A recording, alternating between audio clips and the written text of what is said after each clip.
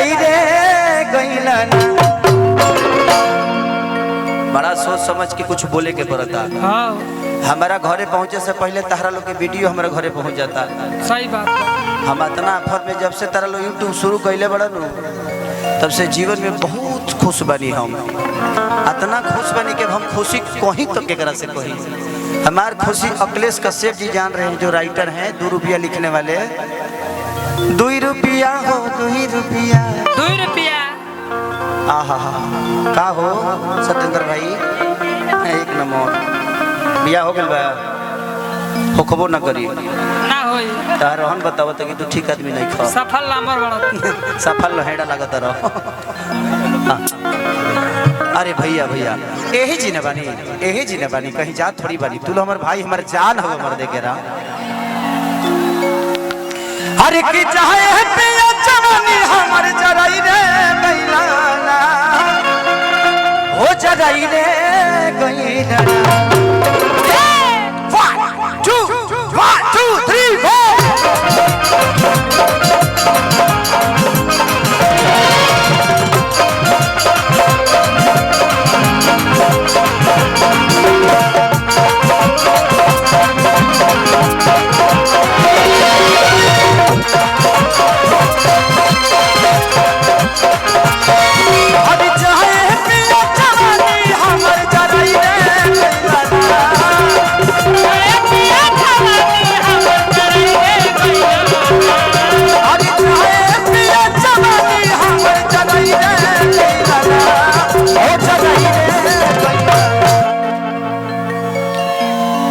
तू लो जतना बुझे लो कि खेसरिया बहुत खुश होई। ऐसा कोनो बात नहीं खे। अब तू लोग बुझते बड़ो कि हम कहाँ से तकलीफ में हो खो होला। जिंदगी में मेरे लिए पूरी दुनिया हो सकती है, लेकिन मैं अपनी फैमिली के लिए पूरी दुनिया हूँ। और मुझे कभी इस बात का ग्लानि नहीं हुआ कि सारी लाल दुनिया के लिए स्टार हो सकता है, एक कलाकार हो सकता है, लेकिन अपने घर का ये बेटा ही है, अपने पत्नी का पति ही है, अपने बच्चों का पिता ही है। और मैं ऐसे ही रहना भी चाहता हूँ कि ताकि बाकी जीवन में तो चलते रहता है सब, केहू आई केहू जाई केहू तो रास्ता हो, जेकरा चढ़े के बहुत चढ़ो, जेकरा उतरे के बहुत उतरो। हमरा का दिक्कत बा, हमरो ठीक लगेला कबो कबो, लेकिन कबो कबो बढ़ाया तनी भाई। एगो नचनिए तारा भीम दादा ले ले बरा। एगो नचनिए कारण पनिया के भुलाई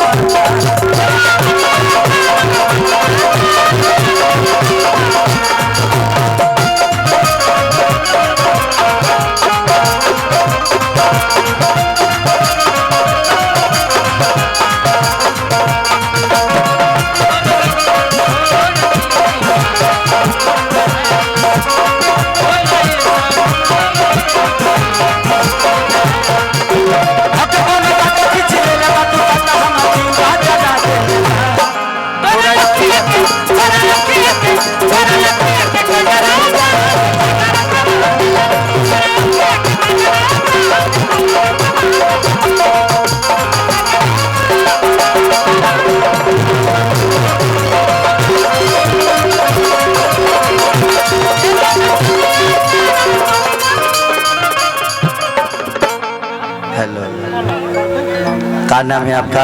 पल्लवी सिंह। हाँ पल्लवी सिंह। पल्लवी सिंह जी, आप इधर ही से हैं?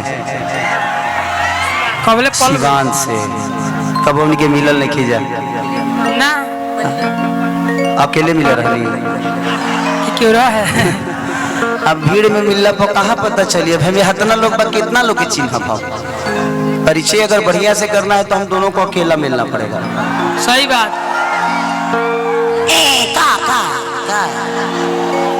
मैंने अकेले मिलने के बाद एक काम होला ना, वही जानबे कर। और भी तो काम होला कि ना होला।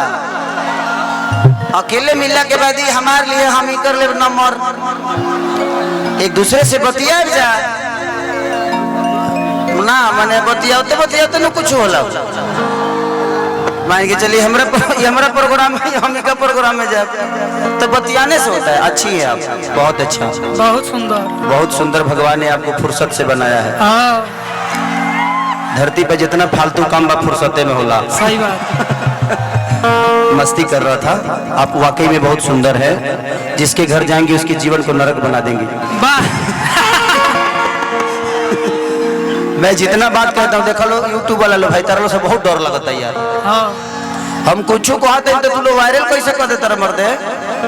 आज से हम 6 दिन पहले हुआ ना कि मैंने समाज में था तो हम काजल को एक चुम्मा ले लिए। स्टेज पे थी तो ले लिए, तो पब्लिक के सामने उतने न कर सकते हैं जी। हाँ जी। तो हम ले लिए, हमारा घरे पहुंच गए वीडियो, हमारा 3 दिन से दशा खराब हो गया। हाँ 6 दिन से लापता बनी कि फिर शॉट पहले काव कर हम नहीं खे शॉटल, हम बहुत निमन आदमी हैं। लेकिन कोनो बात ना। तो आप डांस करती है ना? हाँ। तो हम आपको छू सकते हैं? क्या बात है? रिकॉर्डिंग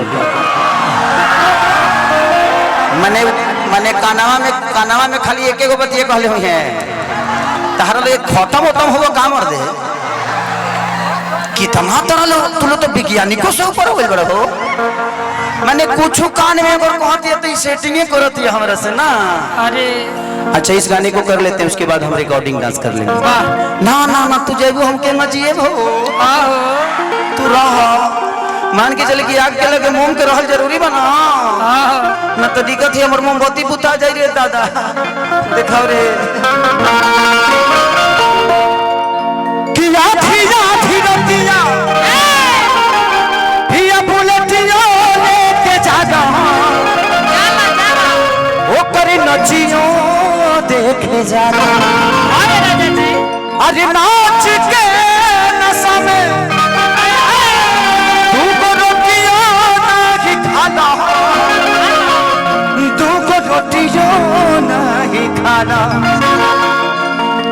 पल्लवी जी आपको पकड़ सकता हूँ मैं एक बार, आइए ना थोड़ा सा। हाँ गले लग जा। वाह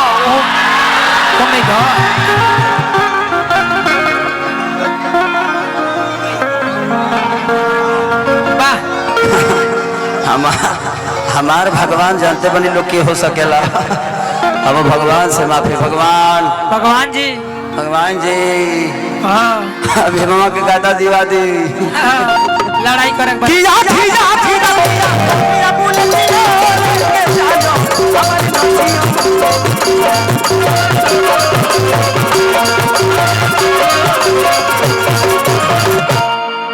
कि नाच के नशा में। हम कलाकार हैं और आप सबके मनोरंजन के लिए कुछ बोलता हूँ तो सिर्फ आपके हंसने और बोलने के लिए बोलता हूँ, अन्यथा कोई यूट्यूब वाले भाई उसमें गलत मत समझ लिखना। नहीं तो जानते हैं हम इनको ऐसे पकड़े हैं ना भाई, इतना जना के मरवा लगौले बड़े ये लोग कल न्यूज क्या बनाई खेसारी ने पल्लवी का पकड़ा और ले लिया। अब लास्ट में पता चले कि खेसरिया हाथे पकड़ रहा, दूसर कुछ ना। जब 2 सेकंड रह जाए तब। इसलिए ध्यान दीजिएगा आप लोग समाज के आईना हो, थोड़ा सा ध्यान दो यार। खाली अश्लीले नहीं होता है। एक औरत साथ में चलने वाली कोई जरूरी नहीं कि हमारी गर्लफ्रेंड ही हो सकती है, वो मेरी बहन भी हो सकती है। अब आपका नजरिया बताता है कि मेरा रिश्ता उससे क्या है। सही बात।